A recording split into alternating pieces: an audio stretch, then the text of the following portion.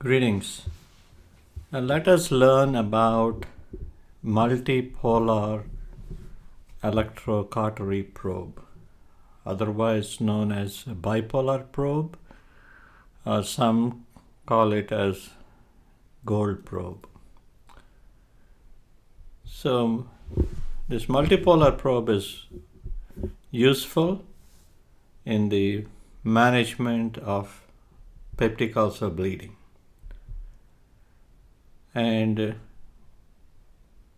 the probe is available as either a 7 French or a 10 French probe. It is preferable to use a larger probe, especially with peptic ulcer bleeding. And we use a technique called coaptive coagulation. That means you press on the vessel so as to occlude the two walls together, or bring the vessel walls together, or coapt the vessels, and then apply the coagulation set at a low wattage, 15 or 20 watts, and then apply for at least 10 seconds. So 10 French, 10 seconds, 20 watts is what you should keep remembering. And that will give you a good hemostasis. And if you need to apply around that vessel, you could go ahead and apply. The same settings could also be used for another vascular bleeding known as Dieulafoy lesion. The difference between a Dieulafoy lesion and a peptic ulcer bleeding is that in both they have an arterial bleeding. In Dieulafoy, it's a vessel that has come to the surface and ruptures without having an ulcer surrounding it. So in other words, for Dieulafoy, you should again use a 10 French probe, 15 to 20 watts, for at least 10-second application to create a nice and successful hemostasis. On the other hand, when you see bleeding from not arteries but capillaries, like in gastric antral vascular ectasia, you should use either a 7 or a 10 French probe, 15 watts, again small wattage, for 3 to 4 second application. So something to keep in mind. For arterial bleeding, it is at least 10-second application. For capillary bleeding, shorter application. It could also be used to manage Mallory-Weiss tear bleed. Because there is already a tear, you don't want to create too much damage. So in that case, again, a 10 French probe, 15 watts, short application, 3 to 4 seconds. Another application is in the management of diverticular bleeding. When it comes to diverticular bleeding, the bleeding can happen either from the dome of the diverticulum or from the neck of the diverticulum. If it is from the dome of the diverticulum, it is preferable to avoid any type of thermal injury because of the risk of perforation. On the other hand, in this case, you may want to use a clip instead of cautery. On the other hand, if the bleeding is from the neck of the diverticulum and you want to use a thermal modality, you could use again a 10 French, 15 watts for 3 to 4 seconds, short bursts, and that will achieve hemostasis. So we've learned about two important concepts. arterial bleeding from peptic ulcer or arterial bleeding from Dieulafoy, we use a 10 French, 15 to 20 watts, 10-second applications.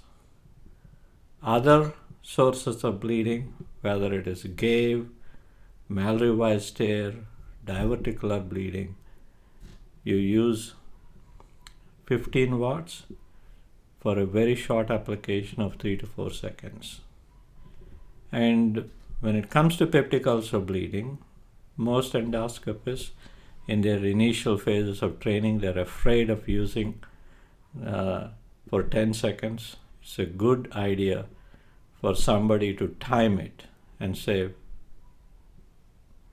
we have reached 10 seconds, so that you can apply a very successful coaptive coagulation.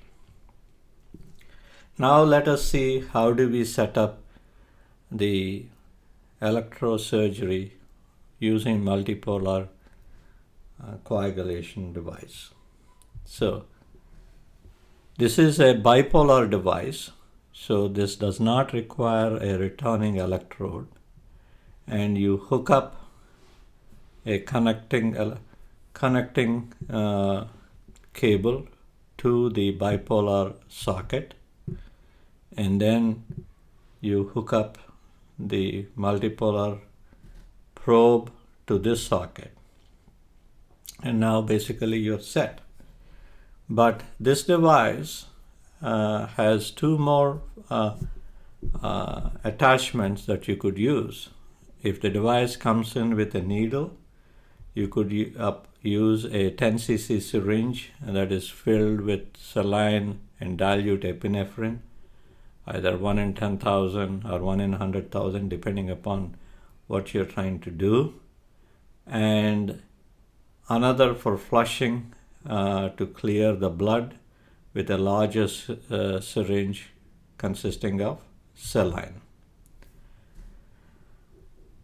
And you apply the cautery by pressing on the blue pedal, applying force to coapt the blood vessel, and applying for 10 seconds, either 15 watts or 20 watts, till you achieve successful hemostasis. This is how it is set up using the Irby bipolar Irby machine with the bipolar socket. But the bipolar device of one company also comes in with their own pump, and let us look at how this works. Here is the pump with a water jet function, as well as delivery of bipolar current set at 20 watts. And you have the device, and you take the device and hook it up to the socket that delivers the current, and the catheter that delivers the water jet. And you press on the blue pedal and apply coaptive coagulation to seal the bleeding. So once this is set up, like any other device, you always want to have the device in front of you, and as an assistant, the assistant should mention that what device that the endoscopist would like to have, either a 7 French or a 10 French probe, and what wattage does the endoscopist prefers, either a 15 watts or a 20 watts, so that once it is set up, it's a good idea for the assistant to get into the habit of saying, "Doc, I picked up the 10 French catheter. We set at bipolar 20 watts or 15 watts, whatever is set up." One of the complications of any electrosurgery unit, if you apply too much of heat, it could lead to perforation, and if you don't apply coaptive coagulation properly, there's a risk of bleeding.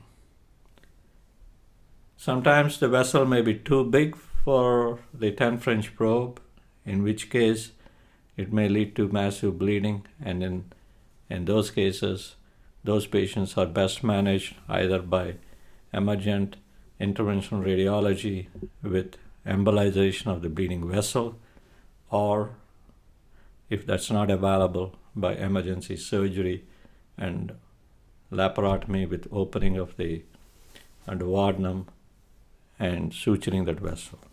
I hope this is useful. Thank you.